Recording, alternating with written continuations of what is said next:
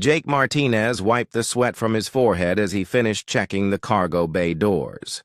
Working on a freight ship was not glamorous, but it paid the bills. The New Horizon was an old ship, and something always needed fixing. Today it was the hydraulic system that controlled the loading ramps. Another day, another broken part, Jake muttered to himself as he packed up his tools. The ship had docked at Kepler Hub 3 hours ago. This was one of the biggest trading stations in the galaxy, floating in space between 3 different star systems. Ships from dozens of different alien species came here to trade goods and fuel. Jake had never seen so many different types of aliens in one place. There were tall, thin Valdorians with their blue skin and 4 arms. Short, stocky Koreans with rock-like skin walked past carrying heavy boxes. Even some of the mysterious Zephyrians floated by, their bodies looking like living shadows. Captain Lisa Rodriguez had given the crew 6 hours of shore leave. Most of the other workers had gone to the entertainment district to drink and gamble. Jake preferred to explore the marketplace. He liked seeing the strange foods, weird gadgets, and beautiful art from worlds he would never visit. The main plaza of Kepler Hub was massive. The ceiling was made of clear metal that showed the stars outside. Hundreds of shops and stalls filled the space. The air smelled like a mix of spices, fuel, and something Jake could not identify. Jake stopped at a food stall run by a friendly Kortak female. She had orange fur and large eyes that seemed to smile. "Try this, human," she said in broken English, offering him a purple fruit. "Very good for health." Jake took a bite. It tasted sweet and sour at the same time. "That's delicious," he said, handing her some credits. The Kortak chittered happily, which Jake had learned meant she was pleased. As he walked deeper into the marketplace, Jake noticed a crowd gathering near the central fountain. People were pushing forward, trying to get a better look at something. Jake was curious, so he moved closer.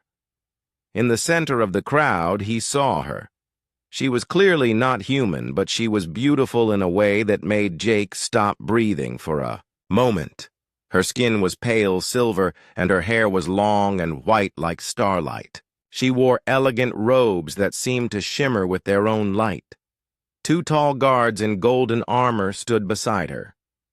"That's Princess Zara of the Alteran Empire," whispered a human trader standing next to Jake. "She's here for some kind of diplomatic meeting. They say she's trying to prevent a war with the Vrex." Jake had heard of the Alterans. They were one of the most advanced civilizations in the galaxy. Their technology was so far ahead of Earth's that humans were still trying to understand the basics. The princess looked young, but Jake knew that aliens aged differently than humans. Princess Zara was talking to a group of alien diplomats. Her voice was musical, even when speaking the common trade language that most species used. Jake found himself moving closer, drawn by her presence.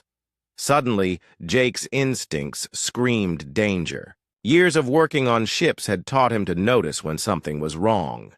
A figure in a dark hood was pushing through the crowd, moving with purpose toward the princess. The person's hand was reaching inside their cloak. Jake saw the glint of metal. It was a small weapon shaped like a tube. The hooded figure raised it, aiming at Princess Zara's back. The guards were looking the wrong way, watching the crowd in front of them. Without thinking, Jake moved. He did not consider the consequences or think about what might happen to him. He just saw someone in danger and reacted the way his father had taught him to react when he was young. "You help people when they need help." Jake threw himself forward, pushing past surprised aliens. "Look out!" he shouted. But he knew his warning would come too late. The dart shot from the weapon just as Jake reached the princess. He wrapped his arms around her and spun, putting his body between her and the attack. The crystalline dart, no bigger than his thumb, struck him in the right shoulder. Pain exploded through Jake's body. It felt like liquid fire was pouring through his veins. The poison spread quickly, making his vision blur and his legs weak. He collapsed to the ground, still holding the princess. The crowd erupted in chaos. The guards finally saw the threat and moved toward the hooded assassin. Security forces came running from all directions. People were screaming and pushing, trying to get away from the danger. Princess Zara looked down at Jake with wide, shocked eyes. Her silver skin had gone pale with fear, but she was unharmed. "Why?" she whispered in perfect English. "Why did you save me?" Jake tried to answer, but his mouth would not work properly. The poison was shutting down his nervous system. He could hear the princess calling for medical help, her voice desperate and urgent. Station security tackled the assassin before they could escape. The hooded figure fought back, but more guards arrived. When they pulled back the hood, Jake saw a face unlike any he had seen before. The assassin was Vrex, with gray skin and black eyes that seemed to hold no emotion. "Human," the Vrex said in a cold voice, looking at Jake. "You have interfered with the divine mission. Your species will pay for this mistake." Medical teams arrived and surrounded Jake. He could hear them talking in worried voices about the poison and how it was designed to kill Alterans within minutes. Someone said that human biology might react differently, but they were not sure. As the medics worked on him, Jake felt the princess take his hand. Her skin was surprisingly warm. "Hold on," she said softly. "Please hold on. I will not let you die for saving my life." Jake wanted to tell her that he would do it again, that saving someone's life was worth the risk. But the poison was pulling him toward darkness. The last thing he saw before unconsciousness took him was Princess Zara's face, her silver eyes filled with tears and determination. The attack had failed. The princess was safe. But Jake Martinez, a simple maintenance worker from Earth, had just changed the course of galactic history with one moment of human instinct and courage. Jake woke up feeling like he had been hit by a transport ship. His head pounded, and his shoulder burned where the dart had struck him. The room around him was unlike any medical facility he had ever seen. The walls glowed with soft blue light, and strange machines hummed quietly nearby. A doctor with 4 arms and pale green skin was checking readings on a floating display. When she saw Jake was awake, she made a sound like wind chimes. "Remarkable," she said in accented English. "The human survives. The poison that kills an Alteran in minutes took 12 hours to nearly kill you." "Nearly?" Jake asked, his voice rough and dry. "Your species has a different blood chemistry. The poison worked, but slowly. We had time to treat you." The doctor touched controls on the floating screen. "You will recover completely. Most interesting." The door to the medical room opened with a soft hiss. Jake's heart jumped when he saw Princess Zara enter. She looked even more beautiful than he remembered, but her face showed worry and exhaustion. 2 guards followed her, their golden armor gleaming. "You are awake," the princess said, moving to his bedside. "I was not sure you would survive. The doctor said it was uncertain." Jake tried to sit up, but his body protested. "Are you okay? The assassin didn't hurt you?" Princess Zara's silver eyes widened with surprise. "You nearly died saving my life, and you ask about my welfare?" She shook her head, her white hair moving like silk. "Your species continues to amaze me. It's just what anyone would do," Jake said. confused by her reaction. "No," the princess said firmly. "It is what humans would do. Most species would calculate the risk first. They would consider their own survival before acting. But you moved without thinking, without planning. You simply saw danger and responded with courage." One of the guards stepped forward and spoke, in a language Jake did not recognize. The princess nodded and turned back to Jake. "My security chief reminds me that we captured the assassin. He was Vrex, as we suspected. Under questioning, he revealed disturbing information." Jake felt a chill that had nothing to do with his condition. "What kind of information?" Princess Zara sat in the chair beside his bed. "The assassination attempt was not random. The Vrex Confederation has decided that the Alteran royal family must die to prevent what they call the corruption of order. They believe our diplomatic efforts with other species, including humans, threaten their vision of a perfectly controlled galaxy." "But they failed," Jake said. "You're safe now." "For now," the princess agreed. "But there will be other attempts, and now they have marked you as well. The assassin declared that anyone who interferes with their divine mission becomes an enemy of their confederation.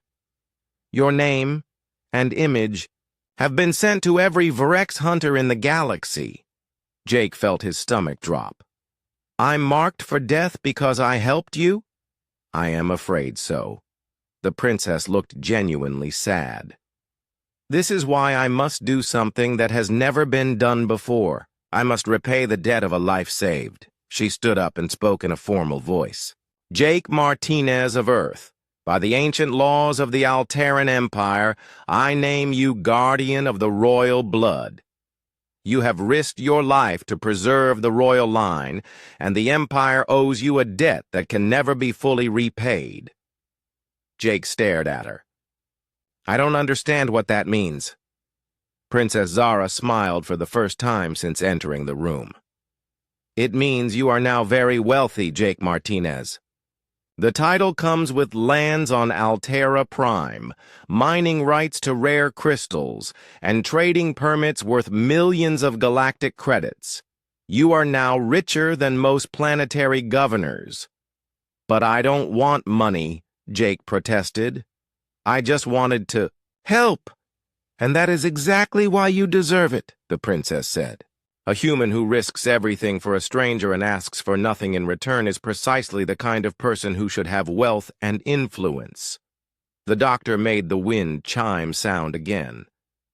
"The human is well enough to travel, Your Highness, but he should rest for several more days." Princess Zara nodded. "Then we will arrange transportation to Altera Prime. Jake will need to claim his holdings and meet with my father, the Emperor. There are also security measures to discuss." "Security measures?" Jake asked. "The Vrex are not known for giving up easily," the princess explained. "They have advanced tracking technology and some of the best hunters in the galaxy. You will need protection until we can find a more permanent solution." The guard spoke again in their alien language. This time, the princess frowned and answered, in the same tongue. Their conversation lasted several minutes, and Jake noticed both guards looking worried. "What's wrong?" Jake asked.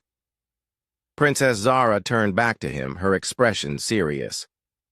"My ship's sensors have detected unusual activity in the nearby space lanes. Several vessels of unknown design have been asking questions about human passengers at this station. We believe the Vrex hunters may already be on your trail." Jake felt the room spin slightly. "How is that possible? The attack just happened." "The Vrex are efficient," the princess said grimly. "They likely had backup plans and additional agents in position. We need to leave Kepler Hub as soon as possible." She activated a communication device on her wrist. After a brief conversation, in Alteran, she looked back at Jake. "Your ship," the New Horizon, is preparing to depart.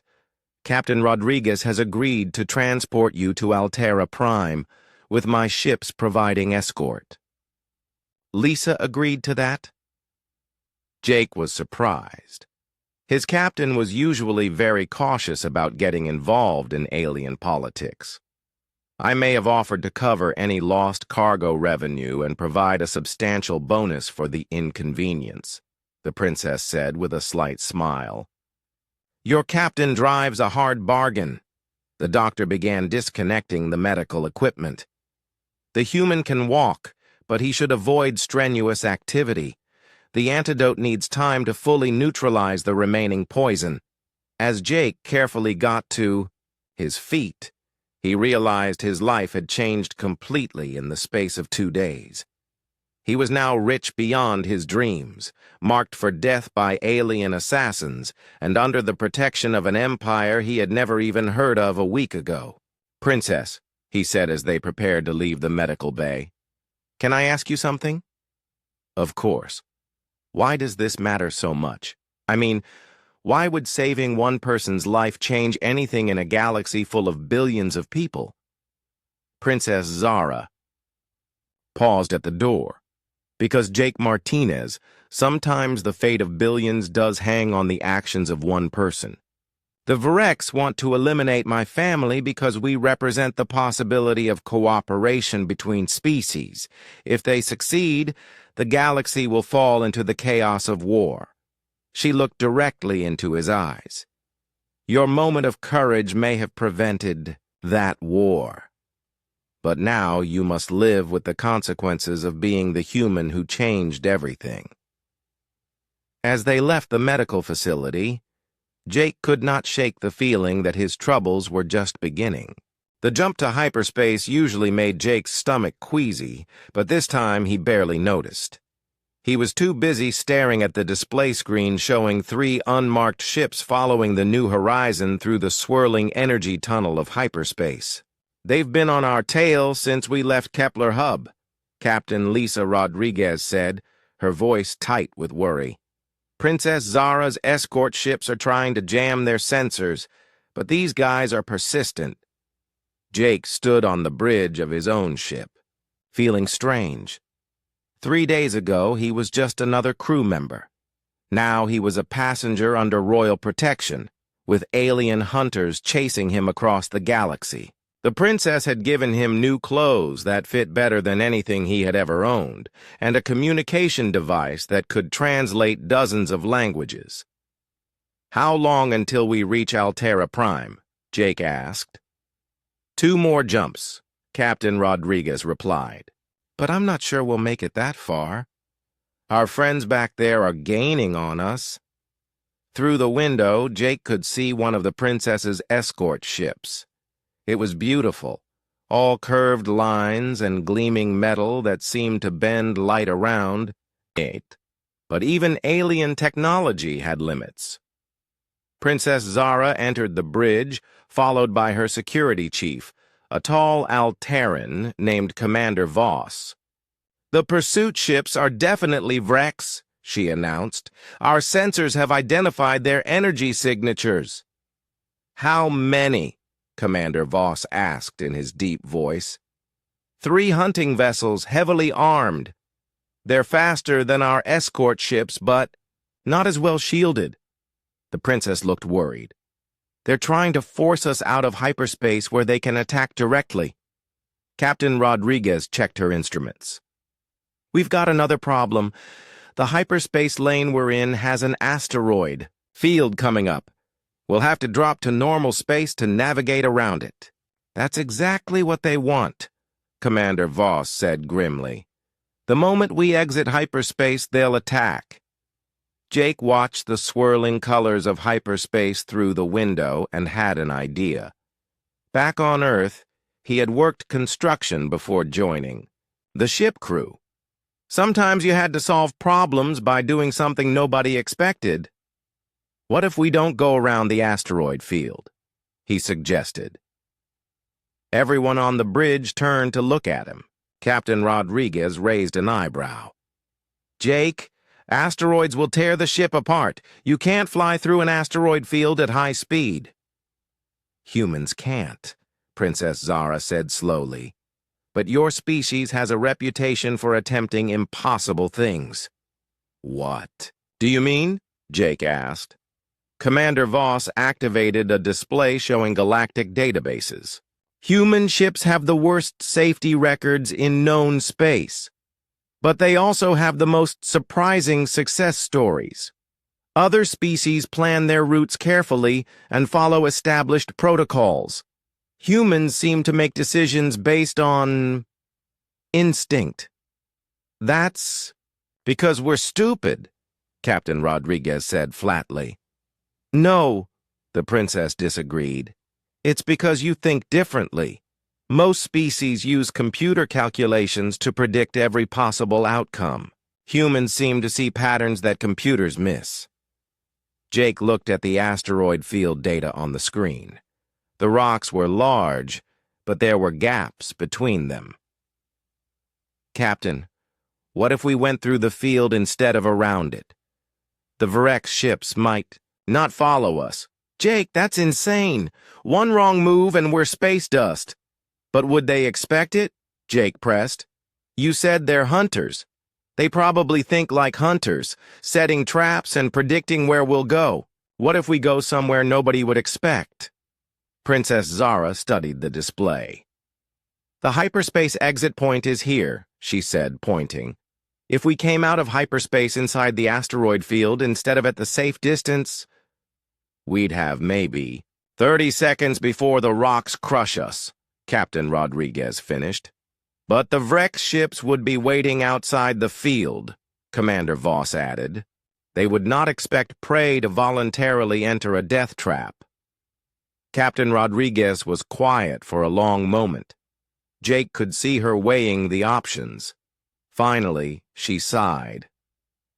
Princess, can your escort ships handle 3 Vrex hunters if we're not there to protect? Probably not, the princess admitted. Then we're dead either way. Captain Rodriguez moved to her pilot station. Jake, this is either the stupidest idea I've ever heard, or you're about to save all our lives. I hope you're right. The captain sent a coded message to the escort ships explaining the plan. Jake watched the responses come back. The alien captains all seemed to think humans were completely insane, but they agreed to help. Dropping out of hyperspace in 30 seconds, Captain Rodriguez announced. All hands, prepare for emergency maneuvering. Jake strapped himself into a jump seat. Through the window, he could see the swirling colors of hyperspace beginning to fade. His heart pounded as he realized what they were about to attempt. The New Horizon burst out of hyperspace directly into the asteroid field. Massive rocks immediately surrounded them, some as large as buildings. Captain Rodriguez's hands flew over the controls, pushing the ship into a diving turn that made Jake's stomach flip. Vrex ships are exiting hyperspace at the safe distance, Commander Voss reported. They're scanning for us. Let them scan, Captain Rodriguez muttered, steering between 2 asteroids with only meters to spare. They won't find us in this mess for 20 terrifying minutes. The captain guided the ship through the asteroid field. Jake watched rocks the size of city blocks drift past the windows. Sometimes the ship had to roll completely upside down to fit through gaps. Twice, chunks of asteroids scraped against the hull with sounds like fingernails on metal. There! Princess Zara pointed out the window. Clear space ahead. The New Horizon shot out of the asteroid field like a cork from a bottle. Captain Rodriguez immediately engaged the engines and started building speed for another hyperspace jump. Vrex ships are pursuing, Commander Voss announced. But they're far behind us now. They had to go around the field. How far behind? The captain asked. Far enough that we can make the jump to Altera Prime before they catch us. Jake felt relief wash over him as the ship entered hyperspace again. But Princess Zara was looking at him with a strange expression. "What you just did," she said carefully. "Most species would consider it impossible. The computer calculations said we had less than a 3% chance of survival. But we made it," Jake pointed out. "Yes, we did, and that is what makes humans so fascinating and so dangerous." The princess moved closer. "You saw a solution that pure logic could not find. You acted on instinct and emotion rather than careful calculation." Commander Voss was studying his tactical display. "The Vrex ships are still following us, but they're hours behind now. We'll reach Altera Prime safely." "Good," the princess said. "But Jake, you need to understand something. What you just did will make the Vrex even more determined to eliminate you." "Why?" "Because you proved that humans can think in ways that their computers cannot predict. That makes your entire species a threat to their ordered view of the galaxy." Princess Zara looked out at the swirling colors of hyperspace. "They were hunting you because you saved my life. Now they'll hunt you because you've shown them that human unpredictability is real." Jake sat back in his chair, processing this information. "So saving your life got me marked for death, and now escaping their trap has made it worse?" "I'm afraid so," the princess said softly. "But it also means you've become very valuable to my people. We need allies who can think outside the patterns that most species follow," Captain Rodriguez called from the pilot station. "Altera Prime, in 6 hours. I suggest everyone get some rest. Something tells me the real adventure is just starting." Jake looked out at hyperspace and wondered if saving the princess had been the best decision of his life or the worst. Either way, there was no going back now. Jake's first view of Altera Prime took his breath away. The planet looked like a giant jewel floating in space, with cities that gleamed like crystal formations across the continents. Massive towers reached toward the sky, connected by bridges that seemed to be made of pure light. Gardens floated in the air around the buildings, defying gravity in ways that hurt Jake's brain to think about. "Welcome to the capital of the Alteran Empire," Princess Zara said as their ship descended toward the largest spaceport Jake had ever seen. "Try not to stare too much. Humans have a reputation for being easily amazed." "Hard not to stare at something like this," Jake replied, watching a flock of creatures that looked like flying whales drift between the floating gardens. "We don't have anything like this on Earth." "That is what makes your species interesting," the princess said. "You see beauty in things that other species take for granted." The spaceport was enormous, with ships from dozens of different worlds landing and taking off constantly. Jake saw vessels that looked like works of art, others that appeared to be grown rather than built, and some that seemed to be made of pure energy held in geometric shapes. When they landed, Jake was surprised to see an entire regiment of golden armored guards waiting for them. At their head stood the most impressive being Jake had ever seen. Emperor Valdris was tall, even by Alteran standards, with silver skin that seemed to glow with its own light. His eyes were the color of starlight, and when he moved, it was with a grace that made him seem like he was floating. "Father," Princess Zara said formally as they approached the Emperor. "Daughter," Emperor Valdris replied, then turned his attention to Jake. "So this is the human who saved your life and has caused such disruption among the Vrex." Jake wasn't sure if he should bow or shake hands or what. On Earth, meeting important people was complicated enough. Meeting an alien emperor was completely beyond his experience. He settled for a respectful nod. "Your Majesty," Emperor Valdris studied Jake for a long moment. "Smaller than I expected," he said finally. "And you do not appear particularly dangerous. Yet our intelligence reports suggest that the Vrex Confederation considers you one of their highest priority targets." "I didn't mean to cause trouble," Jake said honestly. "Trouble?" The Emperor made a sound that might have been laughter.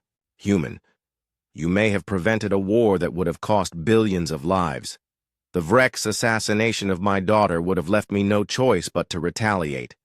Instead, we have time to find a diplomatic solution." They were escorted to the palace, which was even more impressive than the city. The walls seemed to be made of liquid crystal that shifted colors as they walked. Gardens grew along the ceilings, with plants that glowed softly in the eternal twilight of the palace interior. "Your estates are being prepared," the Emperor told Jake as they walked through corridors that sparkled like the inside of a diamond. "But first there are people you should meet." They entered a large chamber where several humans in military uniforms were waiting. Jake was shocked to see other people from Earth in this alien palace. "Jake Martinez," the Emperor said formally. "Meet Commander Alex Thompson, my chief military advisor, and Dr. Kate Sullivan, head of the Xenobiology Research Program." Commander Thompson was a tall man with gray hair and tired eyes. He stepped forward and shook Jake's hand firmly. "Welcome to the most exclusive club in the galaxy," he said with a slight smile. "Humans who've gotten themselves in way over their heads with alien politics." Dr. Sullivan was a middle-aged woman with intelligent brown eyes and short red hair. "I've been studying on Altera Prime for 3 years," she said. "You're the first human to arrive here under such interesting circumstances." "How many humans are there in the Empire?" Jake asked. "Maybe 50 total," Commander Thompson replied. "Most are researchers, diplomats, or military advisors. You're the first one to become nobility by stopping an assassination." Emperor Valdris gestured for them to sit around a table that seemed to be carved from a single massive crystal. "We need to discuss the situation with the Vrex. Their reaction to your interference has been extreme." Dr. Sullivan activated a holographic display showing recent intelligence reports. "3 more hunter fleets have been dispatched to find you. They're also putting pressure on worlds that trade with the Empire, demanding that any humans be turned over to them." "They really don't like us, do they?" Jake said. "It's not personal hatred," Commander Thompson explained. "The Vrex believe in absolute order and predictability. Their entire society is based on mathematical calculations and logical progressions. Humans represent chaos to them." "Chaos?" Dr. Sullivan leaned forward. "Every species in the galaxy follows certain behavioral patterns. The Vrex can predict what most races will do in any given situation, but humans consistently act in ways that their computers can't model. Like flying through an asteroid field instead of around it," Princess Zara added. Emperor Valdris nodded gravely. "This unpredictability is why the Vrex see humans as an existential threat. They cannot control what they cannot predict." Alarms suddenly began sounding throughout the palace. Commander Thompson immediately activated his communication device. After a brief conversation, his face went pale. "Vrex ships have entered the system," he announced. "A full battle fleet, demanding that Jake be surrendered to them." Emperor Valdris stood up, his expression hardening. "How dare they bring weapons to my homeworld and make demands of me?" Through the crystal walls, Jake could see flashes of light in the sky as ships moved to intercept the Vrex fleet. The peaceful beauty of Altera Prime was suddenly transformed into a battlefield. "This is my fault," Jake said, feeling sick. I should turn myself over to them. Absolutely not, Princess Zara said firmly. That would accomplish nothing except proving that the Vrex can intimidate the Empire. She's right, Commander Thompson agreed. But we need a plan. The Vrex don't negotiate. They either get what they want, or they take it by force. Dr. Sullivan was studying the tactical displays. Their fleet is designed for precision strikes, not prolonged battles. They're trying to overwhelm our defenses quickly. Then we don't fight the battle they expect, Jake said suddenly. Everyone turned to look at him. I mean, you keep saying humans are unpredictable. What if we do something they can't calculate? Emperor Valdris raised an eyebrow. What do you suggest? Jake looked around the room at the faces staring at him. A few days ago, he had been fixing cargo doors on a freight ship. Now he was in a crystal palace, giving military advice to an alien emperor while enemy fleets battled overhead. I have no idea, he admitted. But maybe that's the point. If I don't know what I'm going to do, how can they predict it? Commander Thompson actually smiled. You know what? That's either completely insane or absolutely brilliant. With humans, Princess Zara said, it's often both. The alarms continued to sound as the battle raged in space above them. Jake realized that his simple act of courage had led to this moment, sitting in an alien palace, planning the impossible, while the fate of worlds hung in the balance. So, he said, looking around the table, what's the craziest thing we could possibly do? The craziest thing they could do, it turned out, was exactly what Jake suggested. 3 hours later, he found himself standing on the bridge of an Alteran warship, wearing armor that felt lighter than cloth, but could supposedly stop energy weapons. The ship was heading directly toward the massive Vrex command vessel that hung in space like a dark metal mountain. I still think this is insane, Commander Thompson said over the communication system. He was back on the planet, coordinating the defense fleet. You're walking into the mouth of the beast. That's exactly why it might work, Princess Zara replied. She stood beside Jake, also wearing the crystal-like armor of the Alteran military. The Vrex cannot calculate the probability of someone voluntarily surrendering themselves while simultaneously planning an attack. Emperor Valdris had been against the plan at first. But when Jake pointed out that the Vrex would never stop hunting him, and that the war would continue until one side was completely defeated, the Emperor had agreed to this desperate gambit. The plan was simple in its impossibility. Jake would surrender himself to the Vrex, as they demanded, but he would invoke an ancient law that existed in most galactic civilizations, the right of single combat to determine the outcome of a dispute. If Jake won, the Vrex would have to acknowledge his right to exist and leave the Alteran Empire alone. If he lost, well, he would be dead anyway. The Vrex commander is responding to our transmission, the ship's captain announced. She was a stern-faced Alteran female named Captain Lyra. He seems confused by the offer. I bet he is, Jake muttered. His computers probably can't figure out why someone would volunteer to fight their best warrior. Through the window, Jake could see the Vrex command ship growing larger as they approached. It was all angles and sharp edges, built for function rather than beauty. No decorations, no artistic touches. Just pure, efficient military design. Jake, Princess Zara said quietly, you understand that Vrex warriors are genetically enhanced. For combat? They're stronger and faster than any natural being? Yeah, I understand. Jake checked the simple weapons they had given him. an energy sword, and a small shield generator. But they're also predictable, right? That's what everyone keeps telling me about them. The ship docked with the Vrex vessel, and Jake felt his heart pounding as they prepared to board.